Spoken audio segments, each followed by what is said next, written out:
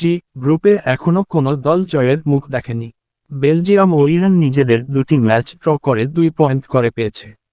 মিশর ও নিউজিল্যান্ড একটি ম্যাচ খেলে পেয়েছে 1 পয়েন্ট করে। ইরান গ্রুপের শীর্ষে 2-এ বেলজিয়াম, 3-এ নিউজিল্যান্ড ও 4-এ মিশর।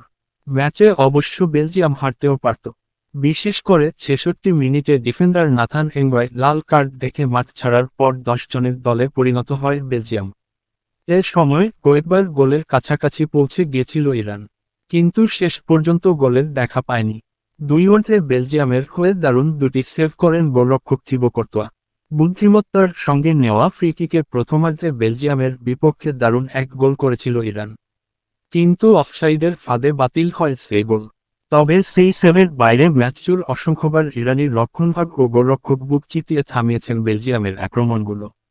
এর ফলে শেষ পর্যন্ত 23টি শট নিয়েও গোলের দেখা পায়নি বেলজিয়াম। কিন্তু ইরানের গোলরক্ষক আলীরেজা বেইরানভান্দো ছিলেন অন্য পরিকল্পনায়। গোলের এক প্রান্ত থেকে আরেক প্রান্তে ঝাঁপিয়ে পড়ে বাঁ হাতের পুরোটা প্রসারিত করে বলটি তিনি অবিশ্বাস্যভাবে ঠেকিয়ে দেন। সেভটি অনেক দিন চোখে লেগে থাকার মতো। কেভিন ডি ব্রুইনা বুদ্ধিমত্তার সঙ্গে পেনাল্টি এলাকার বাঁ দিক দিয়ে ঢুকে পড়েন।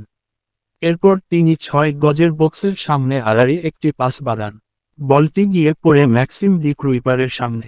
গোল তখন প্রায় ফাঁকাই ছিল, আর ডি ক্রুইপারও ছিলেন একেবারে কাছ থেকে গোল করার আদর্শ অবস্থানে। মনে হচ্ছিল এবার বুঝি বেলজিয়াম এগিয়ে গেল, যেখানে গোলরক্ষক আলীরেজা বেইরানভান্দো একাই 7টি সেভ করেছেন। কোনো সেভ ছিল স্রেফ অবিশ্বাস্য, বিশেষ করে 60 মিনিটে বেলজিয়ামের যে প্রচেষ্টা ইরানের গোলকিপার রুখে দেন, সেটাকে চলতি বিশ্বকাপে এখন পর্যন্ত সেরা সেভ বলা হচ্ছে। কয়েক দিন আগে যুদ্ধের ময়দানে যুক্তরাষ্ট্র ও ইসরায়েলকে করা জবাব দেওয়া ইরান সেই একই স্পিরিট যেন খেলার মাঠেও ফিরিয়ে এনেছে। অন্তত আজ বেলজিয়ামের বিপক্ষে রক্ষণে ইরানের যে পারফরম্যান্স, তাতে এমন কথাই মনে হয়। সর্বস্ব নিংড়ে জাল অক্ষত রেখেছে ইরানের রক্ষণ এবং গোলকিপার।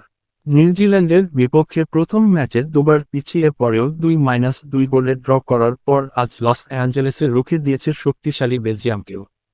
ইরানের অসাধারণ রক্ষণ দুর্গের কল্যাণে ম্যাচটি শেষ হয় গোলশূন্য ড্রয়ে। ফলে ইরানের মাঠের ফুটবলের চেয়ে রাজনীতি বেশি আলোচনায় এসেছে। কিন্তু সেই ইরান জবাবটা যেন মাঠে দিয়ে দিল।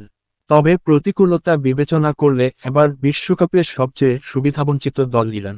টুর্নামেন্ট শুরুর আগে স্বাগতিক দেশগুলোর একটি যুক্তরাষ্ট্রের সঙ্গে চলমান উত্তেজনা এবং সংঘাতের প্রভাব তাদের বিশ্বকাপ অভিযানের শঙ্কার ছায়া ফেলে।